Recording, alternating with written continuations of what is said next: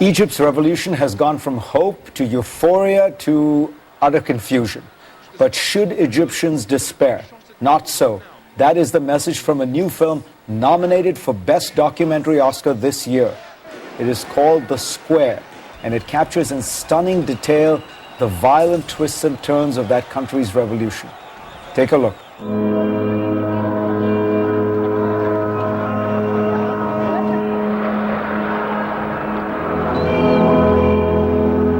الواحد ليه طاقة برضه يعني احنا بني آدمين يعني الواحد بني آدم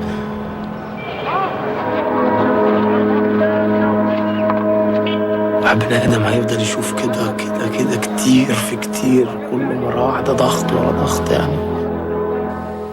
That is from The Square, up for an Oscar this year. The director, Noujaim, joins me now. So the first, most interesting thing about this movie is that it was made and then remade, right? Because you finished the movie about what I suppose one should now call the first Egyptian revolution. That was the overthrow of Hosni Mubarak after his 30 years in office. You were about to release it, right? At Sundance, it does well. And then there is another Egyptian revolution taking place. Exactly. So you go back.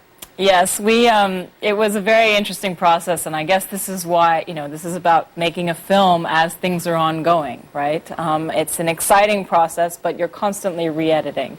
The first time that we were sort of allowed to end the film was when Morsi was elected, and this was a storyline that went from the bringing down of a president to the election of a new president.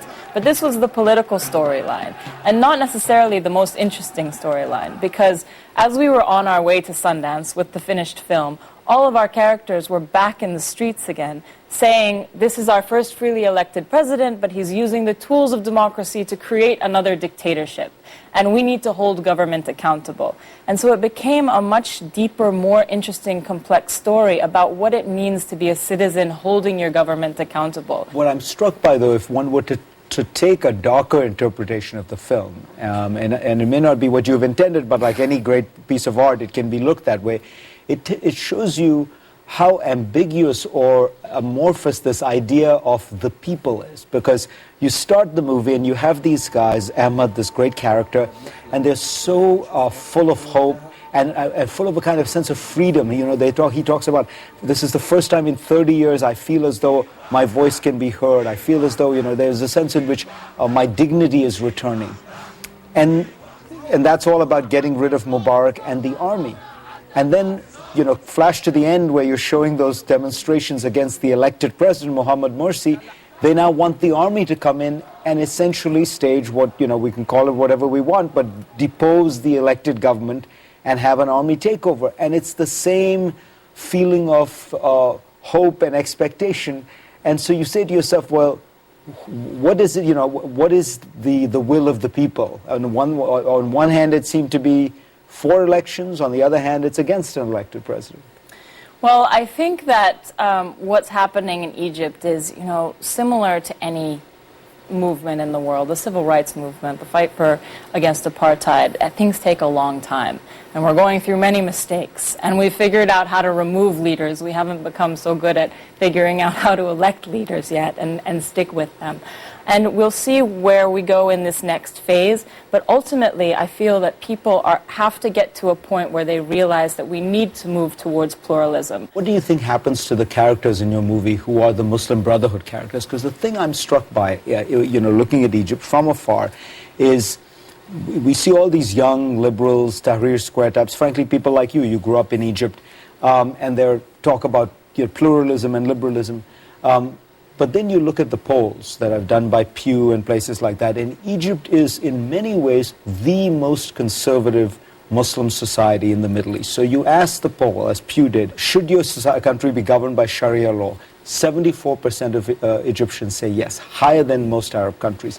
I look at that and I think to myself, what has happened to that 51% of the country that voted for Morsi, that believes in this stuff? Clearly other polling data suggests that these guys do, because they're in jail or they're being oppressed. And how do your young liberals, not liberals, young people like Ahmad, feel about that? They now have an army regime in place that is suppressing freedom of speech, that is oppressing this large part of the population that voted for the Muslim Brotherhood.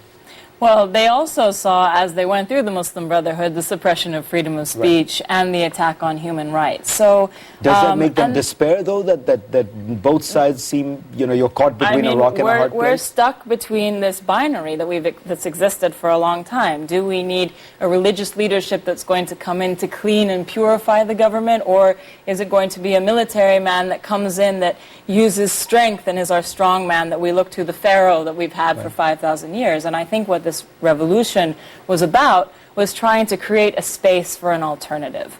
And I think we're still going along that struggle. And an interesting test for Egypt's level of openness and political future will be, quite simply, will they allow this film to be shown officially in Egypt? Well, definitely. And I mean, I think that's what's been so fantastic about the Oscar nomination, about the international attention that the film has received, is because it's been on newspapers in Cairo. People have seen it. People are aware of it.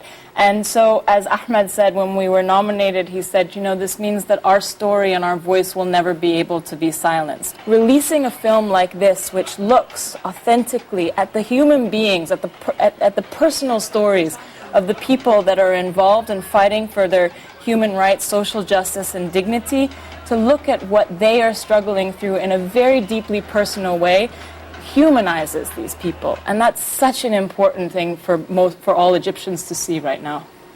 Jehan, best of luck. Thank you very much. much. Hope you win the Oscar. Thank you.